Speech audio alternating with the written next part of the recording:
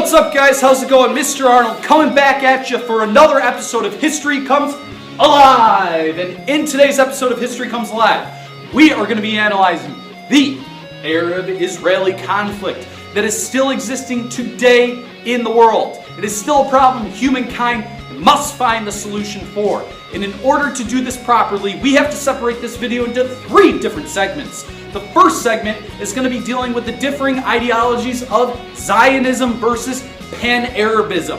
The second segment, we are going to be looking at the geography of Palestine and the ensuing conflicts that are occurring. And then in our third segment, our third and final segment, we are going to be analyzing the key events that shaped the Arab-Israeli conflict.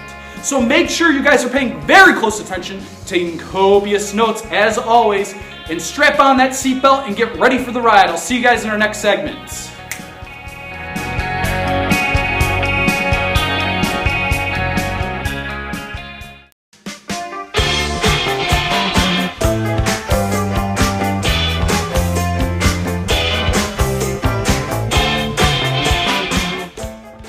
What's up, guys? Mr. Ross sliding back in here for this first segment. And in this first segment, we are going to be looking at differing ideologies set on the idea of nationalism, all right? Now, in order to understand the segment, you have to understand what nationalism is in the first sense and understand how it relates to our subject here with the Arab-Israeli conflicts. So, in order to understand, let's talk about nationalism. Nationalism is the pride one has in their country or culture, often excessive in nature. Remember that last part where we're talking about often excessive in nature.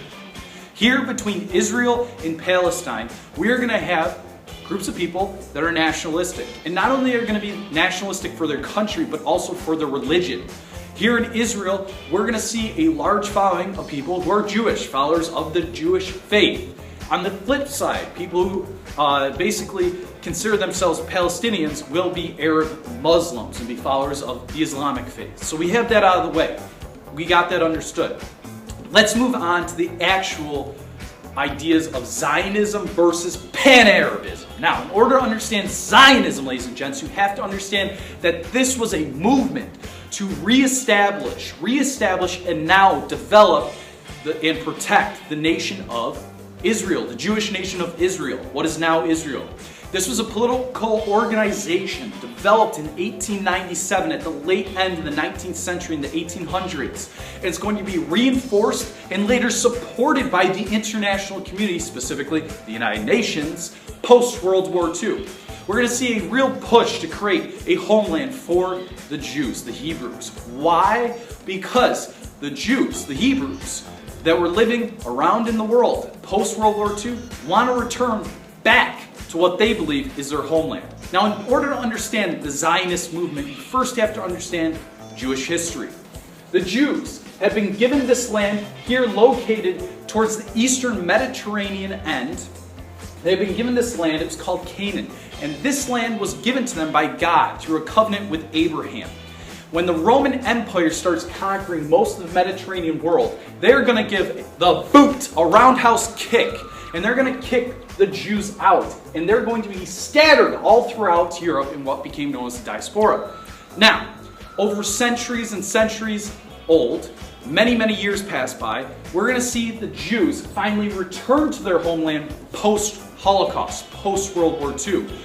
And on the flip side, they're going to give the boot to the Palestinians, who had been living there ever since the occupation of this land by the Ottoman Empire. Remember, the Ottoman Empire, guys, this was a primarily Islamic empire that had conquered most of the Middle Eastern region of the world, but also extended into places such as Turkey and also into northern Africa. And when they extend into those places, they will in turn spread Islam. So we're going to see a real conflict being brewed here between the Israelites of Israel, the Hebrew Israelites, and then also the Palestinians who would consider themselves to be Arab Muslims. Now, on the flip side, we have Pan-Arabism, which is that ideology in the united front of Arab-speaking nations, okay, where they're going to all be united.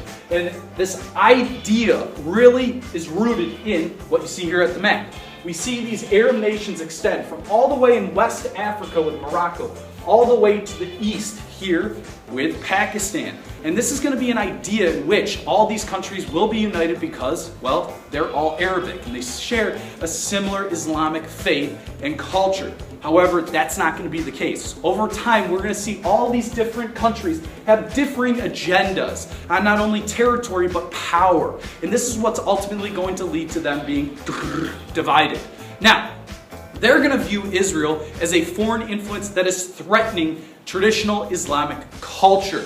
And the idea of them becoming united and later kicking out the Israelites, that's never going to come to fruition. It's never going to happen because, again, they're going to have differing agendas, differing plans in terms of how they want things to be run here in the Middle East.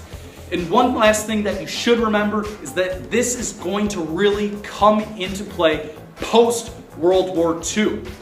When the Ottoman Empire crumbles and falls in 1922, the British, yes, the British Empire will establish certain areas of the Middle East as colonial powers, as colonial nations. And they will be in control, and they will later relinquish their power to the Israelites, to the Jews that want to come back through that Zionist movement and reestablish Israel as their homeland. Alright, that's all I got for this first segment. Let's dive into our second segment, dealing with geography. I'll see you guys there.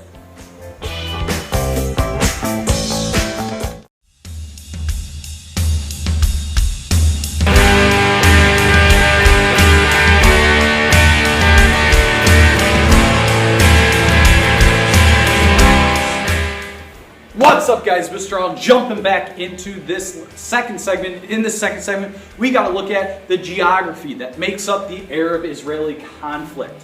Now, in order to understand this conflict, you first have to understand the countries that are involved, ladies and gents. The countries that involve both the Palestinian and Israeli states. Well, there's really only one state that's in support of Israel, and that's Israel itself. So let's look at it here on the map. We have, towards the south here, we have Egypt, and then as we move kind of northeast, we're going to hit Jordan, Syria, then Lebanon. And they're all going to kind of encircle and surround the nation state of Israel right there in the middle, towards the eastern end of the Mediterranean Sea.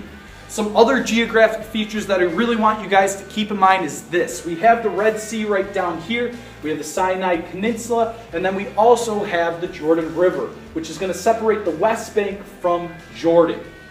Now, one thing to keep in mind in terms of the relationship between Egypt and Israel is the control of the Suez Canal, which is what you hit if you continue to move south along the coast of the Mediterranean.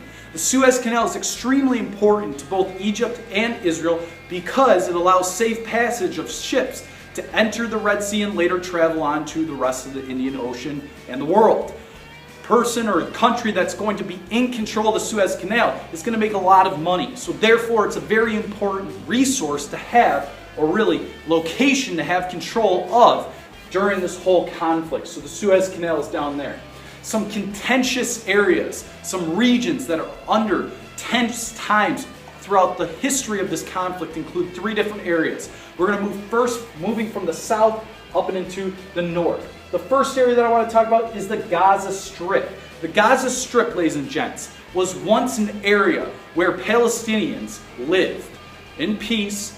However, in 1967, we are going to see Israel actually take control of the Gaza Strip, ladies and gents, and they will control that as well as the West Bank. The West Bank is towards the eastern end of Israel. I know it's kind of confusing because it's West Bank, but it's called the West Bank because it's on the western banks of the Jordan River. They will take over the West Bank as well and control that and take it away from the Palestinians in the War of 1967, the Six-Day War of 1967. They're going to take control of that as well, and Golan Heights, which is in between Israel and Syria.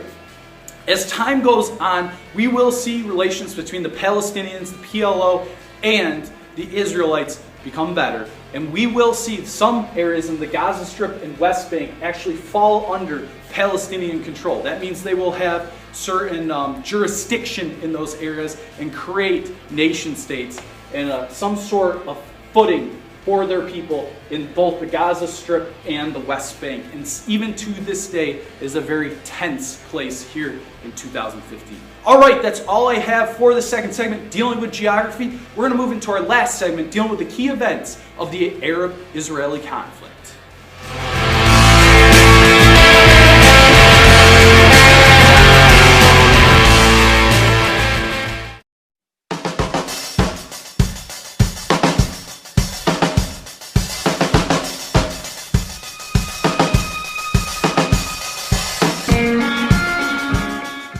Alright guys, Mr. Allen coming back for this last segment. In this last segment, we are going to be looking at the key events that shaped the Arab-Israeli conflict. Alright, and we're going to be looking at the first event occurring first here in 1947 when the United Nations decided to split the area of Palestine, which is what you see behind my right shoulder, into two different areas. One for the Israelites and the Jews that are now going to be taking over and living in what they believe is their homeland post-World War II, and the Arab Palestinians, who have been home to this region ever since the Ottoman Empire. Now, fast forward only 1 year, we are going to actually see some warfare take place. The first war is going to result when the British are going to leave the area of Palestine, their old colony. They're going to leave.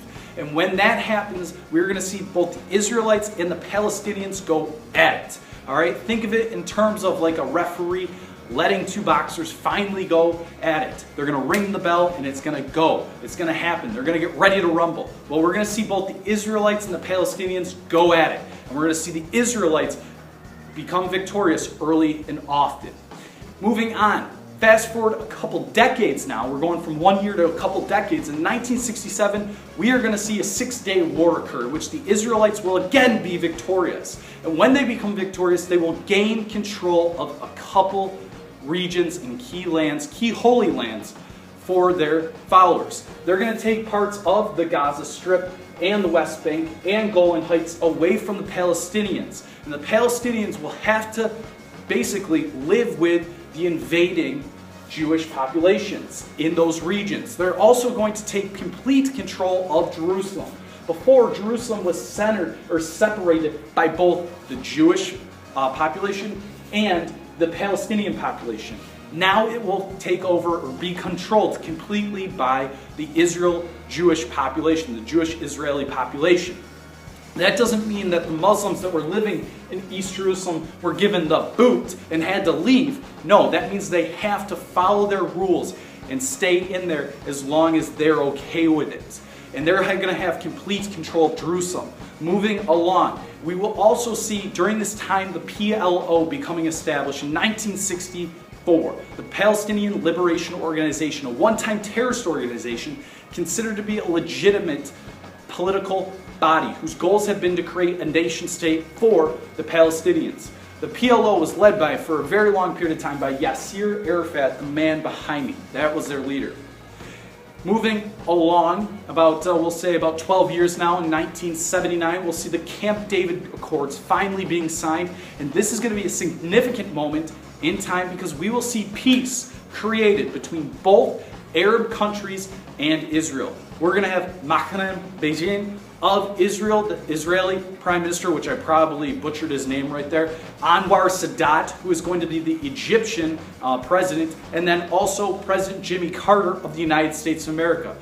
We're going to have Egypt and Israel finally sign a peace treaty agreement that is going to allow for no conflict between both Egypt and Israel. Moving along into the 1990s, the 80s were, for the most part, very peaceful, pretty peaceful between the two different sides. And in the 1990s, we will see again another key moment in time in peace relations between the PLO and Israel. We will see the two groups sign an agreement with President Clinton standing by, and he's going to allow the two different nations to have peace. They're both going to agree to create both Palestinian states in both Gaza Strip and the West Bank. We will see a police force of the Palestinians in control of certain areas of the Gaza Strip and West Bank, and they will be given some control back from the land that they lost in the 1967 wars. Palestine will now become recognized as a country between these talks in 1993. However, the peace does not last for very long, and in 2000 we see what is called an Intifada take place. An Intifada was a Palestinian uprising against Israeli occupation of both West Bank and Gaza Strip. The first Intifada that takes place occurs in 1987, and really it's occurred ever since. We have one in 2000 and I believe in 2004. And we're also going to start to see Palestinian Liberation Organizations start to branch out into other groups. We'll have the Hamas and Hezbollah. These will be terrorist organizations designed to mark an end to Israeli-occupied regions in Palestine. We have Hamas, which is based in Palestine, and Hezbollah, which is based in Lebanon, okay? And they are going to be driven to end Israeli occupation in Palestine, in the Middle East. Key theme that you guys got to remember with this video, and with this unit, and with this topic of Arab-Israeli conflicts is this: that it all began post-World War II when we have the Jewish population trying to bring back or gain their homeland and take it away from what became known as the Palestinians, the Arabs. And the thing that you have to remember is that there has been no solution in place. There have been many attempts, but no solution has been put in place in this year, present day, 2015. So if you're watching this in 2080 and there has been a solution put in place, then you know at least the events that led up to that solution. So here in 2015, there's no solution put in place, and then we still see fighting between the two different groups: the Jewish Israelis, the Hebrew Israelis, and the Arab Palestinians. And it's all going to be centered on that idea of nationalism, the pride you have for one's country, and it's not only going to extend to one's country, but to each one's religion. So you have Judaism versus Islam. All right, that's all I have for this video dealing with the Arab-Israeli conflict. If you guys have any questions, please make sure you comment. Make sure you hit the like button if you liked it, and I'll see you guys later for another episode of History Comes Alive. All right, guys, I'll see you later. Take care.